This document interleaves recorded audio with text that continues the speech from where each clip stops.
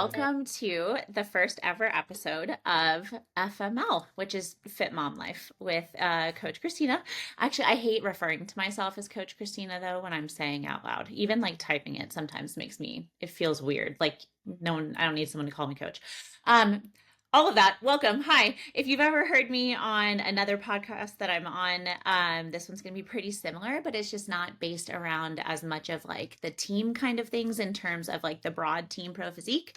That's where I coach, but what I wanted to do was have a podcast that was directed towards my clients and features my clients and talks to things that like we are dealing with. Like we do that over on the code, but the code is much more broad with things. And this, I really wanted to kind of be a conversation, between us, our little cool club that we got going on. And so I'm so excited to kick it off with a client of mine. Kristin is joining us today. And are we on 8 months now? Something. September 2nd's 8 months. Oh my goodness. Yeah. So it's coming like any day now. So we've been working together for about 8 months and the progress that you have seen, actually, while I'm chatting, I'm totally going to bring it up and see if you don't mind if No, I, it's 43 pounds even this morning. no way today you hit Yeah. I it. hit 163 this morning. Yeah, we Oh, started at 206. that is bonkers. And okay, so before we dive into all of that, because I'm going to go way off, why don't you go ahead and just kind of, you could introduce yourself if you're comfortable with that and dive into, like why you jumped into coaching, and then we'll talk about all the fun stuff with how it worked out. Sure. So I reached out to you on January 2nd because for New Year's, my husband and I, we set goals and we talk about them. And part of it for both of us, because we were both overweight, was fitness. And we took before pictures and it was appalling.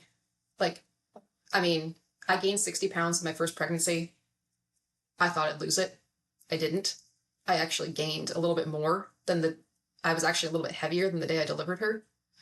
So, I just kept making excuses for myself. Like, Yeah. I have the baby, I have this, I have that, I have all these things, I'm working, whatever. And I couldn't do it by myself. So I found Paul on YouTube, and then I found the Transformation Challenge, which had just gone up that the coaching help went Mhm. up. So I reached out to you because it's like, okay, she's a mom, maybe she'll get me. Yeah. And it was like my last ditch effort because I was 30 pounds still above pre-pregnancy. I felt awful. My hormones were way out of whack. Yeah. And, we talked January 2nd. You gave me a base plan and we kicked off on February 10th. And it's all kind of, Been crazy since then. yeah. Oh, I love that. So she was 9 months old then, right? Yeah, When she was 9.5 months old. Yep, so we hadn't hit quite like a year postpartum with stuff. Which, that's always tricky when trying to navigate that because there's like all of this messaging out there, at 6 weeks, go ahead, start working out again. Everything's fine, you're perfectly normal. When for a vast majority of women, that's not the case. And then you get to like the 3 month mark. By then, we're already pissed off that things haven't started moving, right? We're like, I thought I'd be closer to normal by then. And at that point, I mean, I'm pretty sure I was still in like pregnancy leggings, like with each of my kids, like still having to wear stuff like that to be comfortable. And so I think, that's usually a really good time where the body is going to be like more responsive in general is if we wait, which sucks because nobody wants to be the person where it was the 9 months in and 9 months out, right? Where it's like, oh, it takes that long. Like we're all like, no, that's not going to be us. But I think that, so when we started, actually, I should have pulled that up.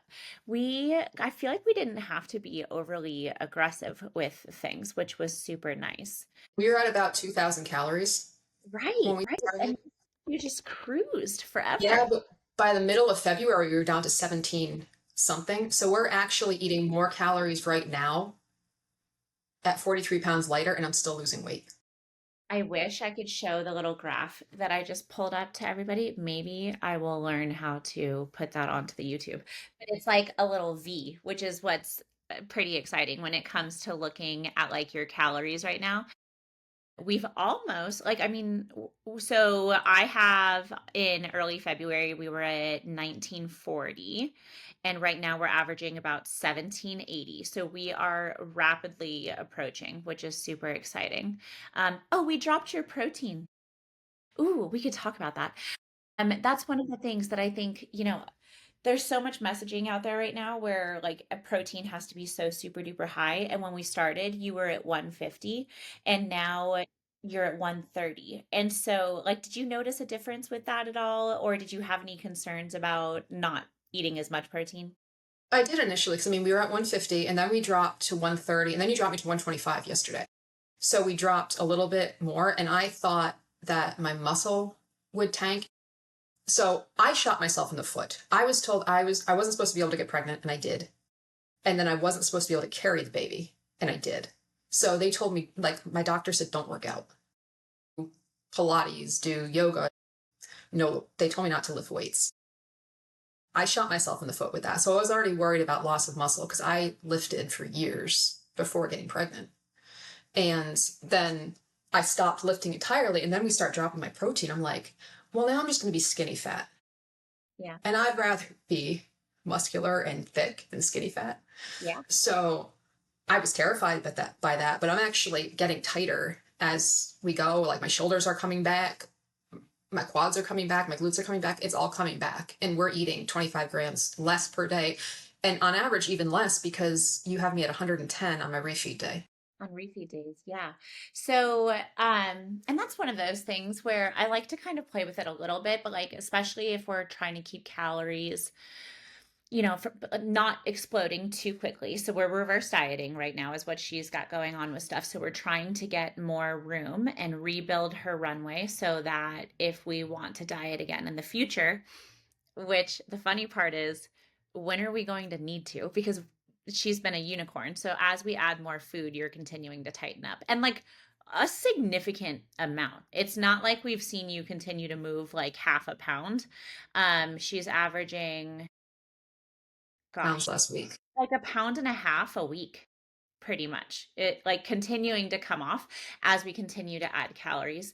And then, so we monitor everything with from macros. She tells me about our workouts. We do measurements. We talk about all sorts of different parameters, like with check-ins and things like that, to try to make sure that we're in a good spot. And so what I wanted to try and experiment with to make sure that we're getting that, like, life is easy too, is the thing. Because if we fall in that trap of like protein, protein, protein, and that's all we're thinking of, it can start to affect our relationship with a lot of other foods and stuff. And so that's something I try to be mindful of.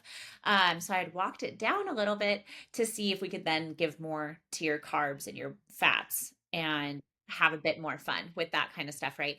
And one of the things that people don't consider is that carbs are going to be protein sparing. And so if you are on like a super high protein diet and you're not taking in enough carbs for the amount of activity that you're doing, and then like you think about the fact you're running after a toddler, you've got just a busy life as Kristin, then we're an athlete during our workouts and everything, like you need that support with stuff.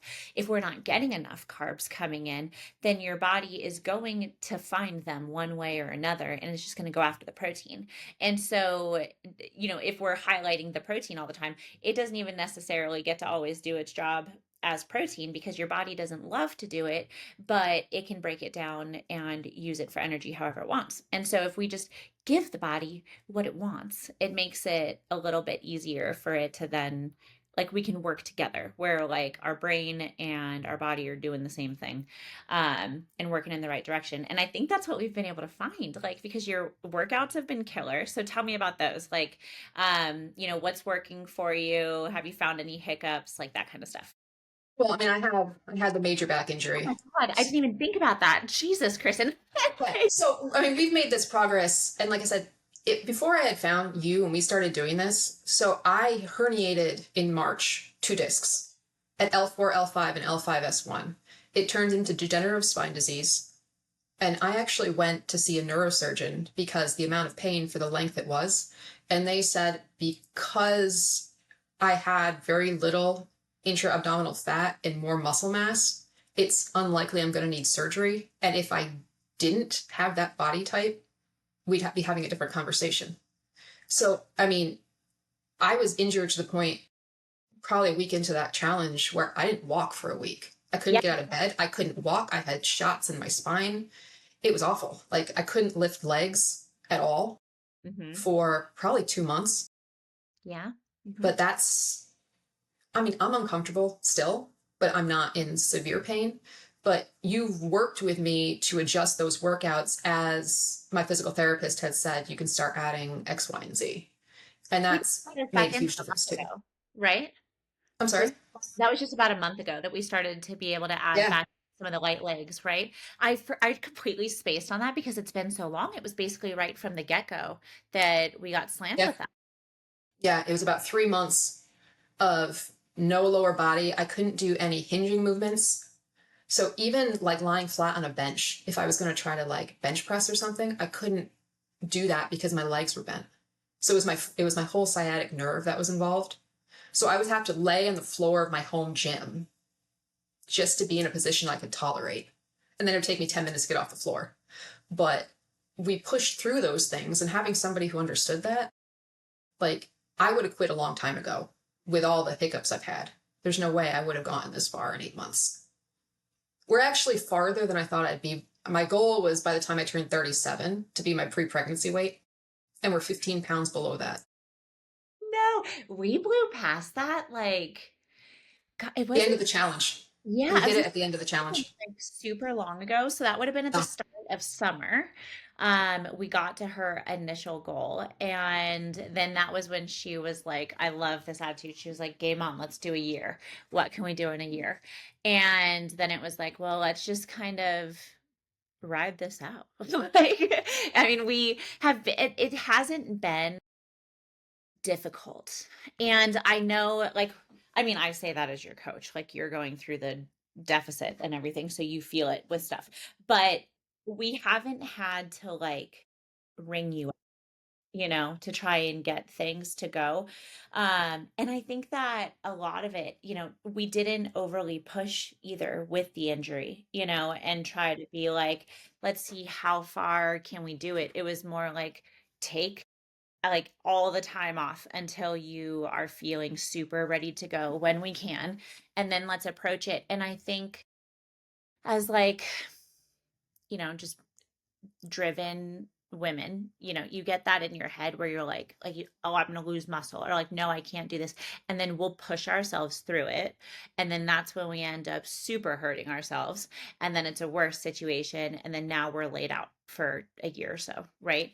And so I think, that's something that I've learned having an almost I mine wasn't as bad, but I had when my daughter, actually she was almost your daughter's age, I threw my back out really bad and had this whole thing going on my right hip that, I mean, it went on for probably like a year before it got 100% better. But there was a good 2 months where I remember I would go to put her down into her crib, and she was still young enough that the crib wasn't all the way down. It was like at the second level down. And when I would go to bend over to put her, I'd have to like 6 inches above the mattress, just like let go because I couldn't hinge anymore to get to where she needed. And I'd thrown it out doing deadlifts and like got cocky one day and was like, let's go. And then I'm notorious for being like, well, let's just test the waters and see where we can get, and then I'll end up hurting myself.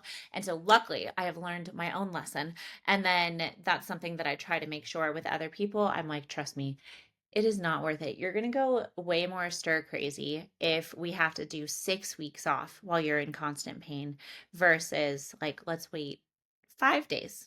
Like, and see, and then ease into it. And so with her plan, one of the things that we had done was like, okay, so the hinging stuff hurted. I've been around children too much. The hinging stuff was hurting. And then even upper body, we couldn't do, wasn't there some shoulder movements that we couldn't do without causing pain either?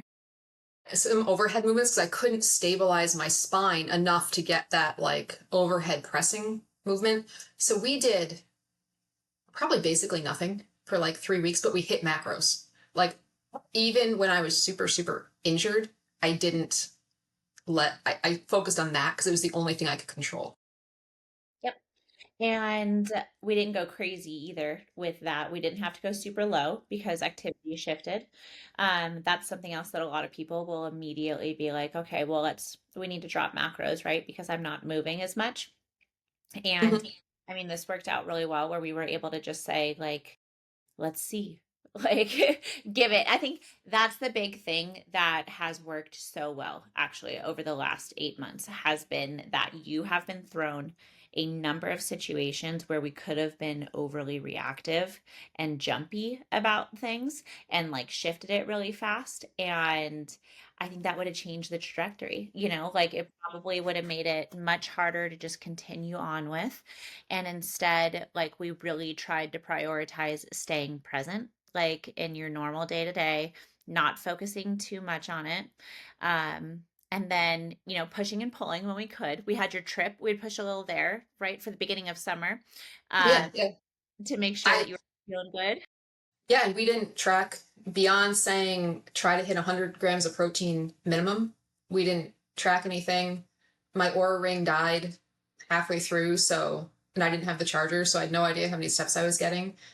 I think we came back 2 pounds heavier, but by the next week, the average was down to where it was prior. So it wasn't, I mean, I just went and had fun, and it really didn't set me back.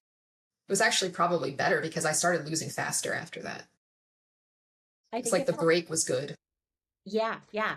It probably served as a little bit of like a diet break, where the idea with because we've used refeeds too. So Kristen had mentioned how right now she's got 1 day a week where we bring her carbs up, like 210, right? A 250.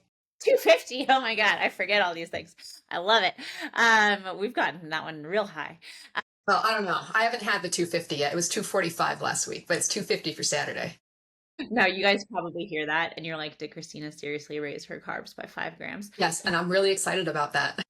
Yeah, I don't always do that, but sometimes when we start to get to the places where it's like, can we get away with this? I like to very slowly inch it because I think, mentally and physically it helps too if we're not like, oh God, what's going to happen? But we started doing refeeds to try and just bring the overall average up and have 1 day too where we can kind of just not stress out as much, which is why I like to bring that protein down and really give as much of the carb or the energy over towards the carbs and the fats, especially since we're in a situation where like I mean, we have a lot more flexibility, right? It's not like a refeed for a bodybuilding prep or like something like that. Like the big thing is I want to try over time and get you to where we have more days. Like we start doing two of them in a row. And then I've had clients where over time we would go to 3 of the high days and 4 of the low days and then eventually switch and like very slowly ease it that way if you enjoy that stuff. Or going back to one target. So sometimes what I'll do is like, so right now we have the one high day and we have the 6 lower ones. So sometimes I'll leave the high where it is and then just walk the lows to like meet it.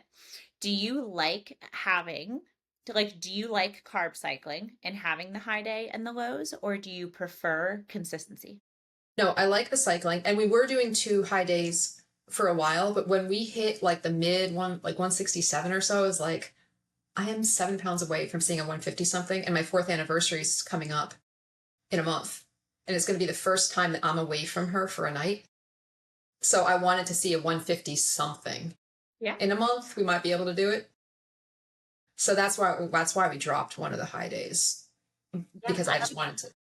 I don't want to be super aggressive because ideally, I mean, I'm almost 37. Like I'd like to have a second child, so I Mhm. don't want to piss my body off to the point that because I've got hormonal abnormalities too, which we didn't mention. So with all this, like I also have an underactive thyroid and PCOS. So weight loss for me is harder than I think it might be for Mhm. somebody that doesn't deal with all that dysregulation. 100%. Yep. But so I mean, I'd like to drop another 13 pounds. The goal was 150. But if we don't, My waist is at my goal measurement, so I'm not totally angry if we don't hit the 150.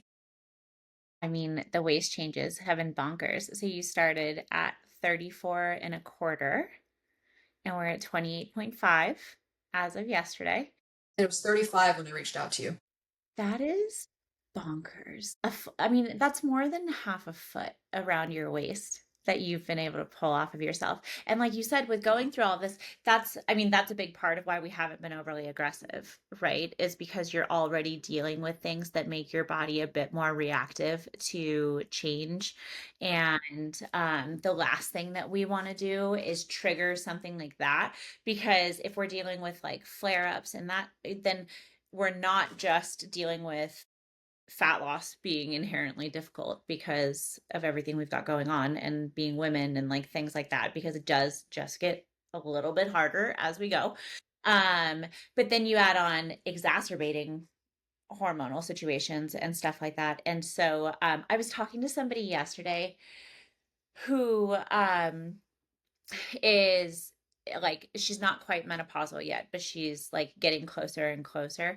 And we were talking about like this kind of stuff. And the way I had described it was like, it's not like all hope is lost and you've fallen off of a cliff or something and nothing won't happen. But like, just imagine if like a normal situation would be walking on a flat treadmill, you are always walking on like a 3% treadmill. And so like you always have just a little bit of that hill to climb that can make it a bit more difficult. But you know, it's surprising how many women I talk to who are on medication for either you know, thyroid situations, or talking about Hashimoto's or PCOS, or oh, I'm having endometriosis, like a lot of these different things, where I mean, I think they're pretty, unfortunately, it's getting more and more common to hear about it. And nobody's really talking about the fact that if you take somebody who's in a body like that, that's just going to be more reactive to stuff, and then you pick on it, it will just shut down when it comes to a lot of stuff. Like, obviously, it's not like it is impossible to lose with things, but I found that a lot of times it's almost like it gets stubborn. Like, no, I'm good with where I'm at and I don't want to do that. And like, and then if you keep pushing, we end up causing like those flares, which can, I mean, just completely take over life and make everything so much more difficult with stuff.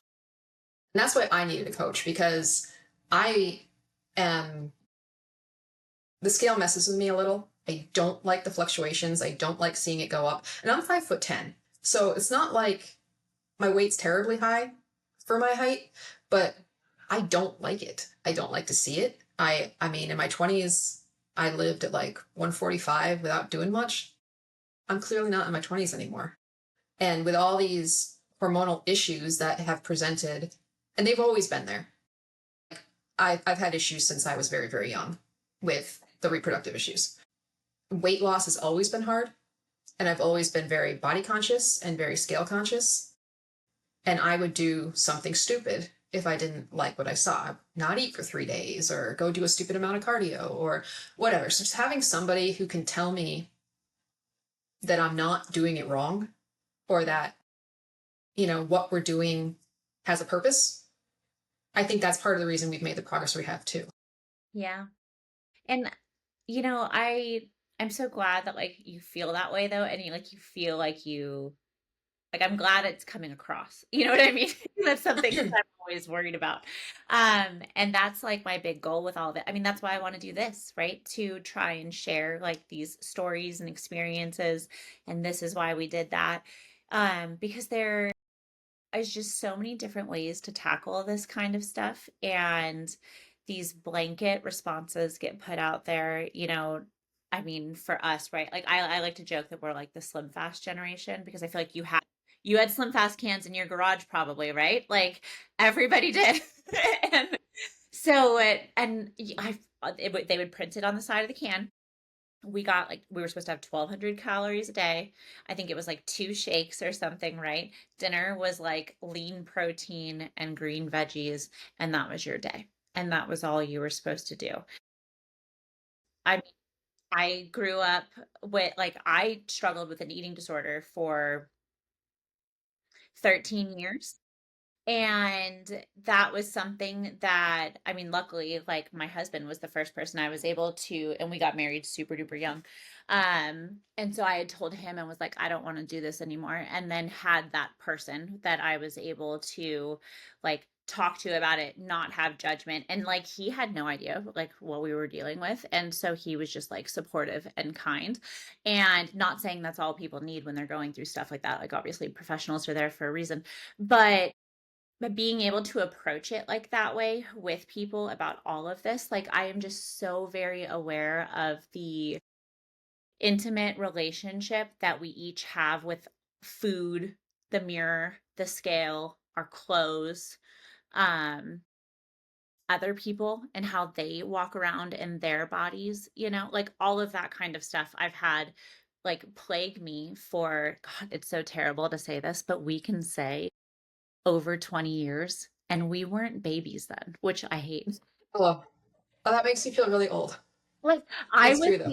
I could vote 20 years ago and that's crazy to me. But I have had body image issues and been very uncomfortable in the skin that I've been in since I was probably 8. Where like puberty, I hit like I feel I didn't start my period until probably 11 or 12, but I feel like that shift that happens with girls, like with puberty, where I started putting on weight, started growing boobs, acne, all of that kind of stuff. I got hit by a truck, man. And like I had to get glasses and my eyes were the worst. So I had like big, thick glasses, braces. For some reason, I was a genius and I chopped my hair off super short. It's like sixth or seventh grade. And I think at that point, I'm 5'7". Um, I've probably been like 140-ish from like sixth or seventh grade until now. And that was something, and it would fluctuate higher, obviously, right? But like that was like I hit that and then never really dipped lower than that for the longest time. Like start off middle school. And I was always the only like girl that way and like hated it. And then I grew up with my mom constantly talking about how she was fat when she was in middle school and high school and how she didn't want that for us and it was diet everything. Like I had never tasted whole milk until living with my husband. And I was like, this is like ice cream. People drink this like because we had always just had non-fat, because I mean my mom was she didn't want us to feel the way that she did. I'm the oldest of four and it went girl girl boy boy, and so I think she was trying to protect us from stuff that she went through with it. But like I mean we grew up, I think all girls grow up going through this. I'm sure It was the same for me. they're gonna I look mean, back. I was really heavy as a kid though. Really. Yeah, I started puberty young, gained a crap ton of weight. And I mean, my parents never really pushed weight loss. They were more like, just let her eat. If she wants to eat, just let her eat. My weight was like, I was probably 180 pounds at my aunt's wedding when I was the flower girl. I looked like the purple Teletubby. It was terrible. Sweetheart, don't say No, that. no, I'm serious. It was bad. But when I got a little bit older, I got into like modeling and ballet and stuff. So then it was like, the agency was like, that Special K diet, eat 2 bowls of this cereal a day and then a salad for dinner. So I got down to like 120 pounds and I've been 5'10" since I was like in 8th grade. Okay. So I went from being really heavy to really thin. And then I started competing in bodybuilding. I've done 3 shows with coaches who had really stupid plans. They did the the water pulling and everything else. So I felt awful. My hormones were a wreck. Yeah. And then I gained a ton of weight because I was a mess. And then I had the baby and I had never been over 200 pounds in my adult life. And then you're like, well, what do you do with that? Because like I still remember what I looked like when I was wearing the size 2 dresses when I was modeling, or I was, you're getting sucked into a tutu for ballet. Like that's maybe neither one of them is realistic, but we're told this is what you're supposed to look like. And then it screws with your head. So now I see like a, 165 in the scale. I'm like, oh my God, I'm huge. And then it drops 2 days later. Yeah. Yeah.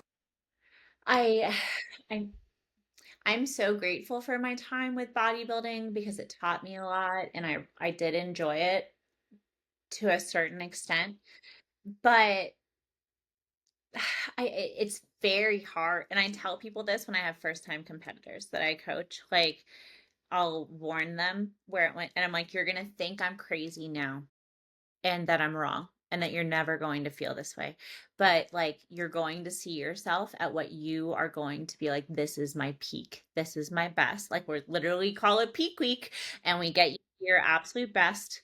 Um, and then you should basically never look like that again, except for if we're like damn near show. And no matter how much we know that that competitive look is wrong and that we can't maintain it and it's not healthy, every single one of us afterwards is like, well, I could try, and then want to try and keep it. And your body tells you it's all wrong. And then you end up gaining the weight. And every pound above your stage weight then feels like a cheese grater. Like, and I think it for a while. Like, you know, luckily it's been long enough now. I haven't competed since 2018. Um, and so those numbers seem like super bizarre to me.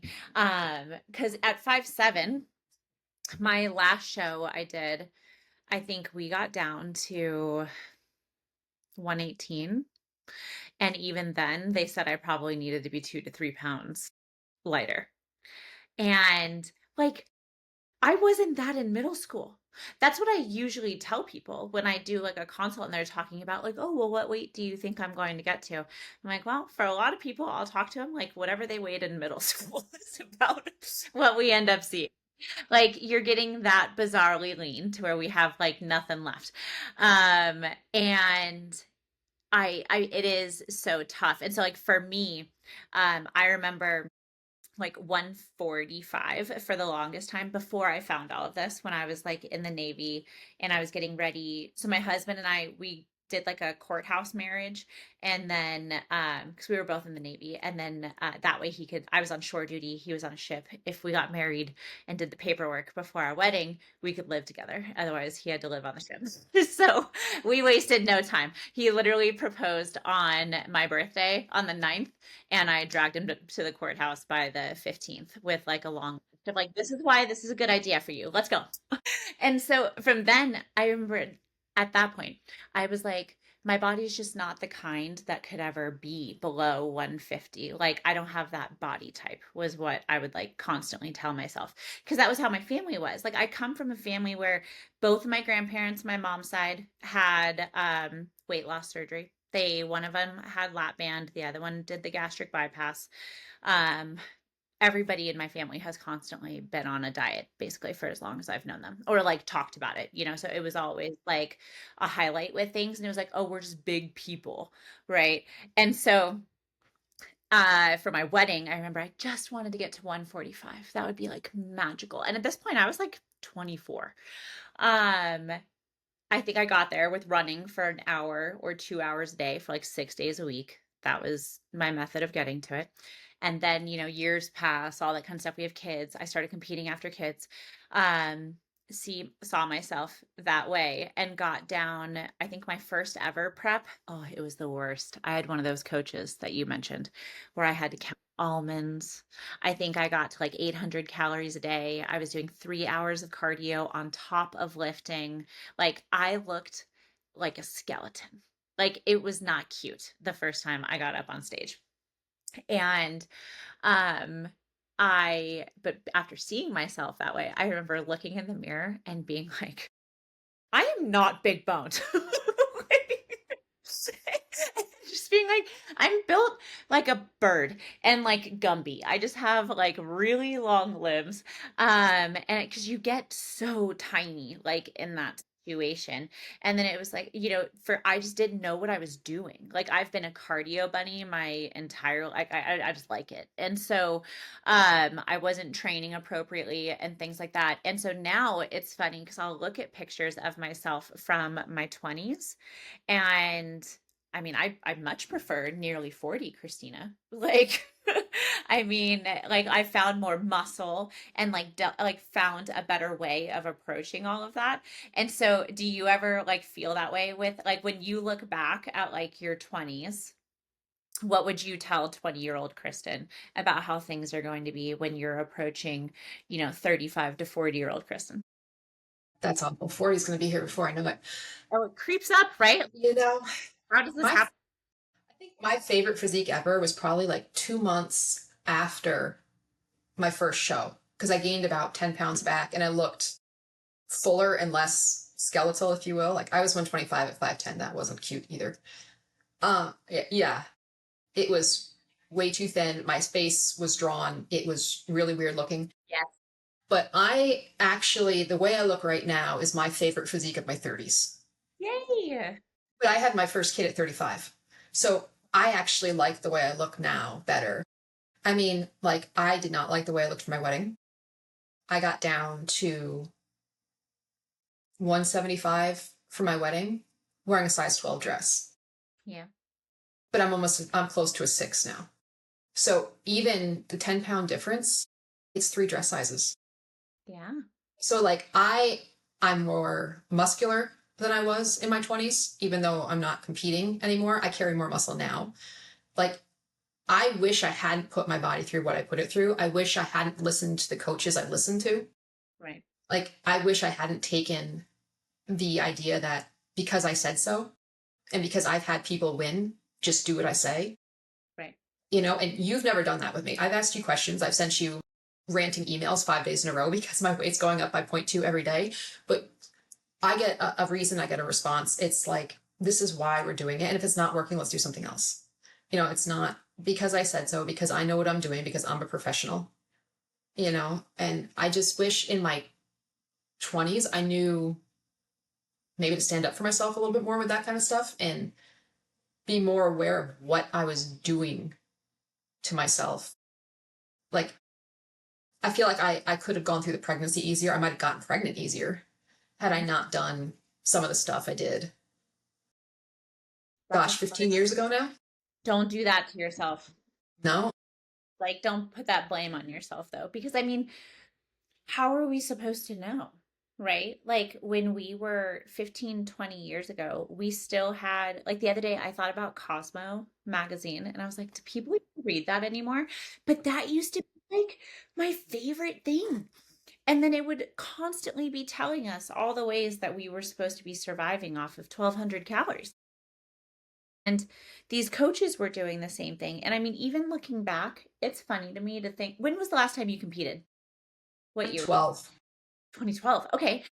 Well, the funny part is I just look back to 2018 and comparing what people were doing then to what's going on now. When I'll have a consult with somebody and they'll tell me that their coach is still doing shit that we were doing 7 years ago, I'm like, what is going on? Like, pull your head out of your ass and stop taking people's water away. It doesn't like learn basic science. And if they're not learning it and they're getting away with it, and I mean, so we just put out an episode on the code not too long ago talking about how like we're still continuing to see bodybuilders dying at shows routinely. I know, I've listened to that. That's crazy. And I cannot believe the irresponsible shit. And then on top of it, the fact that like I mean, the industry just doesn't talk about it. And so then how are people who are not completely like, if I'm not hearing it all the time while I do this for a full-time job and everything, and people aren't talking about the changes that need to be made and the things that are going wrong at that level, like it trickles down a lot, right? So like I work at a bodybuilding company that focuses mostly on competitors. However, a majority of the clients that we serve as a company are lifestyle, but they are drawn to it because of the bodybuilding, right? And because of the idea not the idea. I feel like that's the wrong way of saying it. But like they want to emulate it, they just don't want to go as far, but they like the vibe and like the hustle and the grind and like things like that of bodybuilding.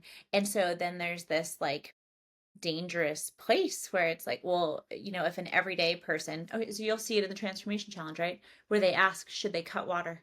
Should they do like cut carbs? Should they be doing different things like that? And people are asking about Yeah. it, eating Some of the shit. stuff they're doing in that challenge, though, it's so extreme. Like, that's why I didn't sign up again. Because it was like, it was the push I needed to have a deadline. Because, like, I'm not maybe as strict as I was then. Right. Like, if my daughter tries to shove something in my face, I'm going to take it now because she thinks it's hysterical. And that's more fun for me than saying, oops, I ate an extra 40 calories. I did not do that in the challenge because I wanted to, And then I had you and you were the director. And I'm like, okay, now I can't, I can't let her down. But you had people, they're like having a competition to see who could hit 70,000 steps. And I people got a little snarky near the end when they thought they should have won and they didn't win, and they were kind of putting some of the other people down. Who Yep. everybody did great though, That was but the it was idea. a little bit. Oh, go. It was a little much, and it was a little disrespectful, and that was not the vibe for most of it. But I was never going to be the one doing 35,000 steps a day or cutting water or doing. I can't with the baby. I mean, so I like what we're doing now a little bit better just because it's a little more chill. Yeah. So that challenge, I don't know. So she's talking about the New Year one for 2025. I don't know how it was like the challenge wound up on the weird side of the internet. It Like didn't start that way though. no, it didn't. Everybody was so like it was such a community when you first started, and everybody's cheering everybody on. But like in the last couple of weeks, like claws came out. It was weird. Are you in the Ah, Facebook group? yeah, Of that's the how we ended up on this podcast together. Oh no, no, for the challenge. Never mind. Yeah, yeah, I meant your Facebook group. Never yeah. mind. No, those so the current summer group for the transformation challenge is not that way. And so I've been the director now for gosh, I think since November, it was either November 22 or 20. No, it was 22. Yeah, November of 2022. Oh, it's been forever. And I have to go back to how many children I had when I think about it. Oh yeah.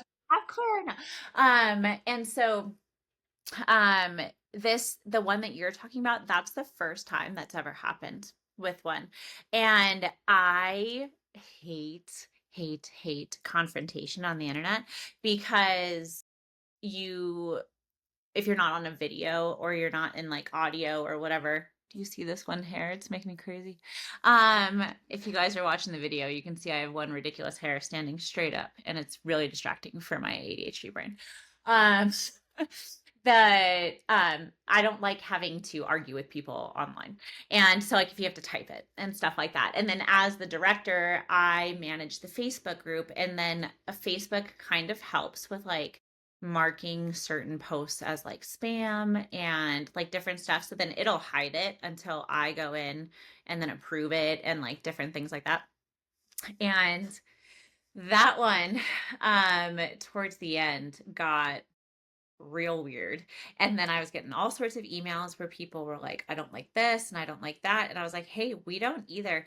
But like the part that I struggled with was like, I don't want to be a hypocrite when it comes to stuff. And I don't want to like censor, like be overly sensory, like, and yeah, so I don't know. That shit always makes me nervous. And that's the one part about it that like, I don't like having to argue with people. And then as soon as people are mean though, I'm like, all right, fine, I'm gonna fuck you up. And so like there was like three guys where Yes. they were so mean and they were saying terrible things, and I have zero tolerance for somebody to tear somebody else down just because they didn't get what they want. And like what she's talking about is it was three men basically is what it boiled down to, because I had to kick them out and then like block them from stuff, who did not win when they thought they should have won. And so then they pouted like gigantic man children, like literally, I'm talking me getting emails that were like 6 fucking paragraphs long, where I'm like, I don't give a fuck about what you want to cry about today, sir. Oh, you guys are a bunch of jokes and this was totally like rigged and blah, blah, blah, and like making all these claims about people. And I'm just like, oh my God. So, like, the thing I constantly try to repeat in the challenge group is it's not a weight loss contest. We've had 2 people who lost more than 70 pounds in 90-day challenges, and they did not make the top 10. Like, purposely. We, like, everybody who voted on that was like, these people don't move forward, because it was the crazy shit where they were like, oh, well, so I fast for 4 days and then I eat whatever I want for 24 hours and then I fast for 4 days. And we're like, okay, well, that's not the goal of like what we're trying to promote. The step thing eats at me. I don't know if And you can do that, but how many hours? That's got to be like 10 hours a day. I'm training for an ultra marathon and I don't do half the steps that they do. On my I'm long, happy if I get 10. If I get 10, I'm like, cool, I'm good. it shocks me. This last go round, the challenge was still going on when I ran my marathon. And that day I had to walk like a mile and a half to the start. Then I ran a whole last marathon and then walked a mile and a half back to my car and then mommed. And I think I hit 60,000 steps that day. In a And marathon. like, with all of that, I would have lost the weekly step challenge. Like, Yeah. they beat me. And I, it's hard because on one hand, I was defending it recently talking to somebody, Dan Devine, who always pops up in the group, and he He won. was always supportive. Like his transformation was incredible, and but he always was rooting people on. He never once said some of the stuff like the Yeah. other guys, like, well, I outworked everybody. It's like, look, I pushed out a baby 11 months ago, have a major back injury, and no, you didn't. And like, here I am. Oh yeah, that guy did say that, huh? Ugh. Publicly. I Like know. he took 6 paragraphs to say that. But like, I'm not saying anything against the challenge because I'm glad I did it. It was an incredible thing to do. It's just it was a little bit more competitive than I am comfortable with. Yeah, it brings out the crazy. It does. It's my favorite thing. I love being the director. I'm very protective over the challenge, and I love it because that's what got me going years ago. I wonder if I can find the pictures. So back in 2015, remember bodybuilding.com? Yeah. That's Yeah. how I found my terrible coach. Hello, same. Um, because we're old enough for forums before all of this other, Yes. Somebody reached out to me on the forum and said, I'd love to coach you. And he ruined me. of course they did. So I loved the bodybuilding.com 250K transformation that they would run. Huh? And I did that after Cora. So our oldest daughter, she's our second child. I had her when I was 28, I think, ish. Yeah, wait, how old is she? Yes, 28. I can do math. So I had also just got out of the Navy.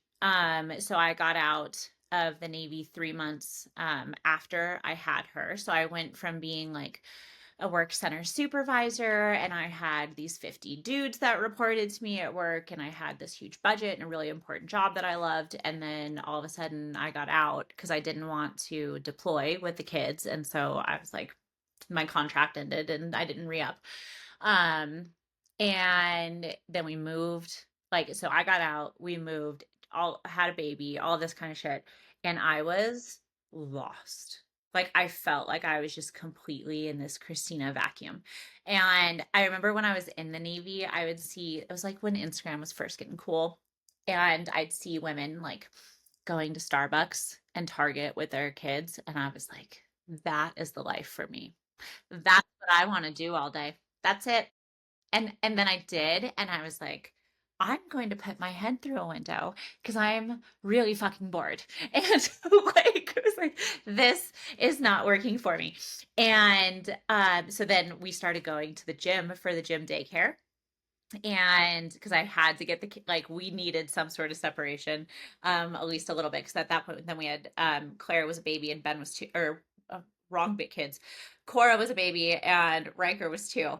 And I was going routinely and that challenge popped up and I was like, let's see if I can do it this time. Because at that point she was 6 months old.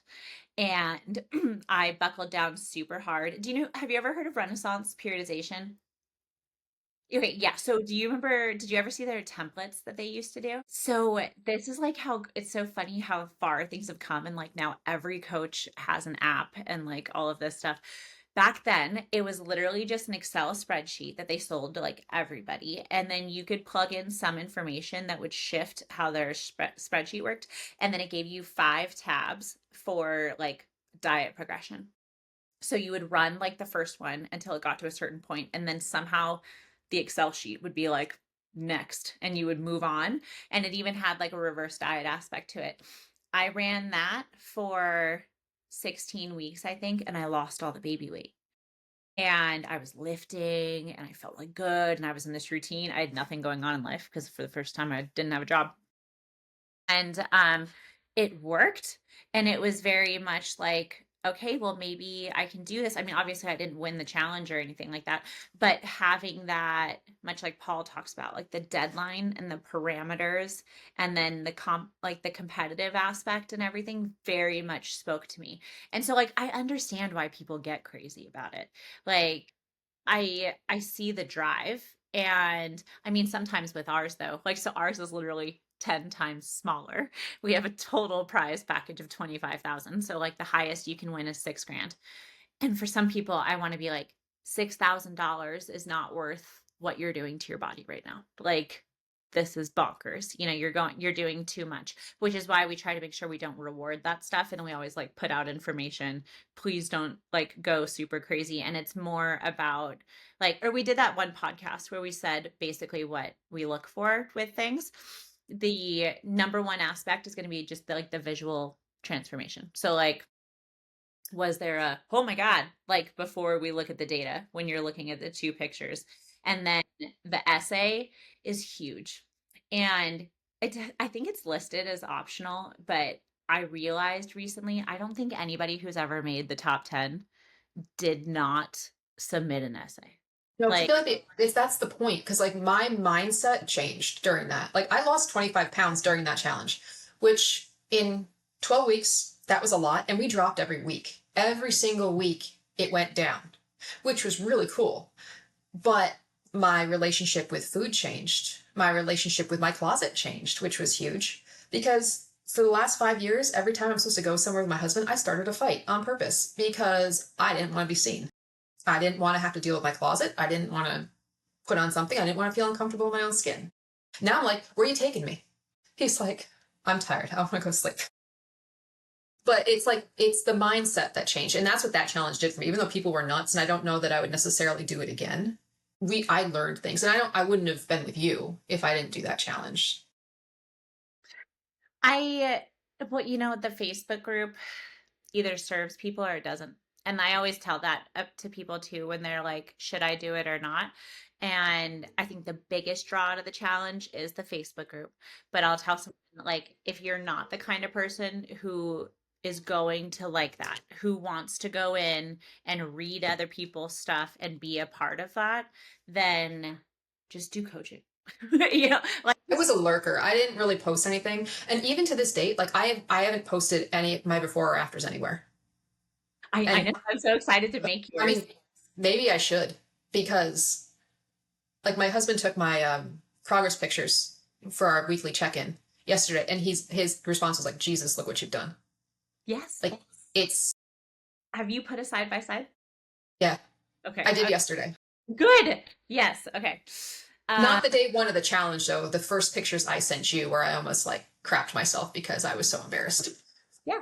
No, I think So that's huge. And what an amazing cap on the year thus far, right? Because that was January 2nd. And so I cannot wait until this January. Ooh, I wonder where you'll be. You'll be in the 150. Well, I don't know. Maybe. I'm hoping not. I mean, I'm hoping we'll be dealing with a pregnancy at that point. Shit, yes, I forgot we're shooting for that too. Oh, makes it even better that you're continuing to see progress. without having to force it, like while we add food, right? Because we can get you in a better spot there and then just do as much as we can on this side. I've been, to toot my own horn a little bit, I have been lucky enough to be working with somebody 3 times where they had a ton of difficulty getting pregnant. And then we started messing around with their food and workouts and stuff like that. And then they got pregnant while we were working together.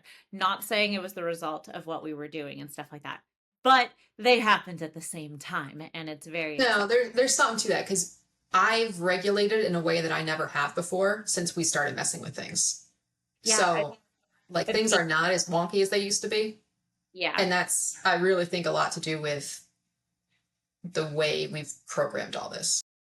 Yeah, I think so too.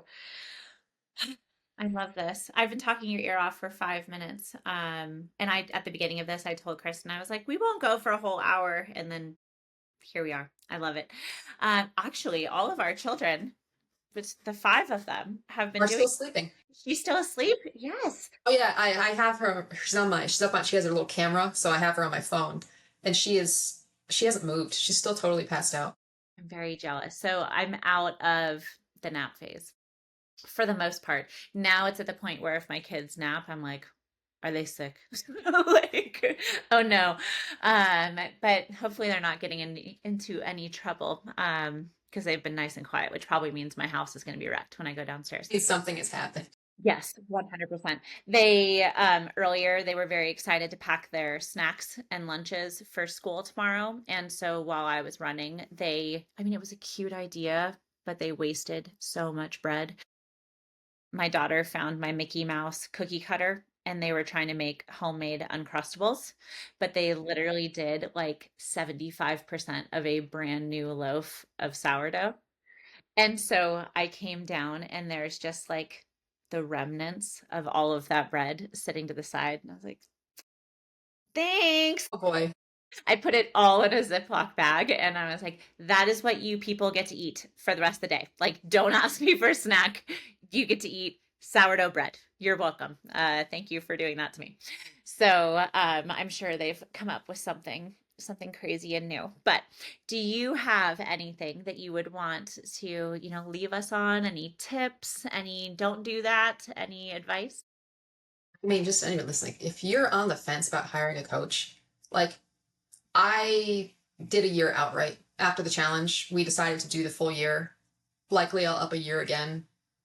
But it was like I don't spend money on myself well, but it's the best money I've ever spent. Like what we've done together, I couldn't have done on my own. So if it's something that anybody's considering, like it was life changing for me. So, and this was cool because we've never spoken face to face. It's always just been like emails and video replies. So this is kind of neat. Right. Yeah. No, I love it. I want to do more of this kind of stuff too. And like in the group or maybe do um like a team Zoom, maybe like that kind of stuff. I'm just That'd be horrifically very cool. awkward. So even like podcasting, I think I told you yesterday when I sent that video, I always end up like very, very sweaty. And so I think I get the same way with like Zooms where I just get really nervous. And so we need to do it more though, because I think it helps so much. And like a lot of us, I think are kind of like islands, like spread out when it comes to having like similar hobbies and like focuses like this, but then our lives can be very different. And then like maybe not have as many people around us who like get it and think that we're doing crazy stuff. And so it's nice to have that connection and like other people that kind of get it. Friends or family who does this. Like I did in my 20s, I don't now. Yeah, So like I'm kind of doing my own thing and some people support it, some people just don't get it. right. But to have somebody you can talk to, even if they're not in the same life space, and but now with this, like if you get a bunch of moms on here, that could be, you know, really cool. That's what I'm hoping for. So eventually I want to run through like my whole roster and have everybody on. Um, Especially like my husband yesterday had noticed because I was talking about my different clients and I had said something about one of the men that I work with and he was like, oh, that one guy? And I was like, no, no, there's like 7 of them now on my roster. And he was shocked that I get to work with so many men. And I'm coaching more running. And so like that's helped because I work with more guys. Um, but it's funny because they struggle with a lot of the same stuff. And you wouldn't think about it, like the coaching isn't so different, especially when it comes to like a lot of the mindset things. And so I want to get them on too, but I want to make sure to focus on a lot of the mom stuff, especially like this time of year, because well, you're not quite there yet because she's so young. But I think like back to school for me almost feels the same as like the start of a new year, like a new calendar year. Because it's like that fresh new routine. And if you really think about it, January doesn't change anything. Like our schedule pretty much stays the same. There's no real shift there. So I'm like nervous but excited because we go from, like right now my kids haven't even been waking up until 7:30 and I have to have them like there walking through the doors tomorrow at 7:35, the 30-minute drive. So I'm like, we're fucked. But today I was like, it's their last day to sleep this way. I don't want to ruin it.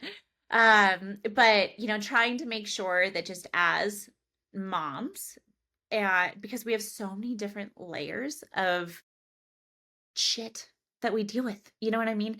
It's not as simple as our jobs and our workouts and our hobbies and even just our relationships as, wives and stuff like that. Then you add on the fact that like once you're a mom and you have this other human being who relies on you for everything.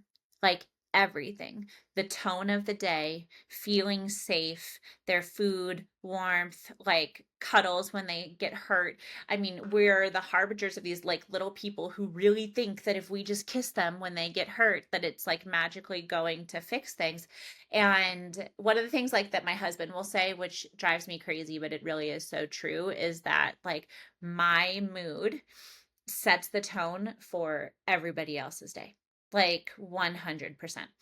And if we are pissed off about our weight, because the first thing we did after we woke up and peed was get on the scale. And then from that moment, at that point, we've had what, like 0.2% of our day has happened, but we can get on it and see something that we don't want to see, which instantly destroys our self-worth for the day, puts us in a terrible mood. We hate everything. Nothing is worth it. Why am I here? And you start feeling that kind of way. And like we've all done it, right? And then you tell yourself you're not going to let it affect things. Like if there's anything that I could do with this job that I get to do is try and limit those days like for as many of us as possible because it trickles down to our kids and then they end up here at 38, right? And then they're talking about their version of slim fast generation. Exactly. It's how they don't want to be those people. And so that's why I really wanted to just like continue leaning into the mom thing because it's truly like I loved being in the military and I love my job now a lot, but motherhood, and I was not somebody who knew I was going to be a mom from when I was a kid. Like my family used to joke that I didn't have like any maternal instinct, that it was just not going to happen for me. And like there's nothing that immediately clicked the way that motherhood did for me, where I was like, holy shit, this is my jam and here I am and like this is what I was meant for. And it's hard. Oh my God. Especially now with big kids, like man, toddlers are so easy compared to preteens, which sounds crazy because Oh preteens, no. man, are, and it's so funny how different they are. Our son is 12. He's going into 7th grade. And like he has a lot of things where we're like, oh my God, I wasn't prepared for this. But our daughter is 10 and going into 5th grade. And that is a whole thing where I'm just like, she's going to be the death of us. I love her to death. She, I keep telling myself, this is going to serve her so well when she's 25. Like, Get through it first. like her argumentative spirit is going to be so great when she's in an office. Like, but trying to navigate all of this stuff and it can just be so exhausting and so hard and you feel so alone and we don't have villages anymore and you don't have to give up who you are and what you want. And I truly believe that when moms have something they're chasing for themselves outside of motherhood, and they get to be Kristin and they get to be Christina and they get to feel like they're personally progressing just for the sake of something for them, not work, not for the family, stuff like that. You get to go back to that. It fills your cup up faster than anything else does. I Like, mean, this changed who I am as a mother, who I am as a wife, and just because my mood's better, because I'm doing something. Like I'm not a morning person, but I don't like cardio. But you told me to do 5 days a week, so that's what I'm doing. So I get up at 5:45 and I do it before anybody else is up. So it's done. I have that time for myself. So I'm showered and dressed and functional before she's up at 7. And, like that's made a difference. yeah, little things that just remind you that like what you need and what you want is important. And you got to get that done for you. And then it's like the airplane thing, right? Like your mask first and then their mask.